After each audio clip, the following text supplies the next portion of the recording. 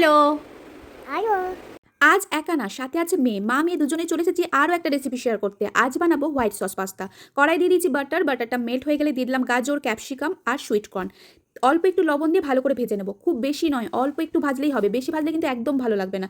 অল্প একটু ভেজে আলাদা একটা পাত্রে তুলে রাখলাম। এরপরে বানাবো হোয়াইট সস। দিয়ে দিয়েছি অনেকটা পরিমাণে বাটার, দিয়ে দিলাম ময়দা। এখানে ময়দা আর বাটারের পরিমাণটা একদম সমান সমান থাকবে, যাকে বলে 50-50।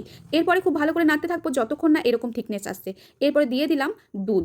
দুধটা দিয়ে কনস্ট্যান্টলি নেড়ে যেতেই হবে যতক্ষণ না একদম সসের মতো দেখতে হয়। তারপরে দিয়ে দিলাম এখানে চিজ, মেয়োনিজ, আর দিয়েছিলাম লবণ, অরিগানো, চিলি ফ্লেক্স।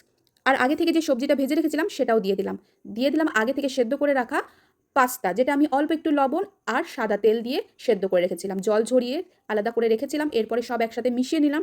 রেডি হয়ে গেল আমার হোয়াইট সস পাস্তা। কেমন লাগলো ভিডিওটি অবশ্যই জানাতে ভুলো না। আর বাড়িতেও তোমরা এই প্রসেসে বানিয়েও, খেতে হয় ভীষণ সুস্বাদু। দেখা হচ্ছে নেক্সট ভিডিওতে।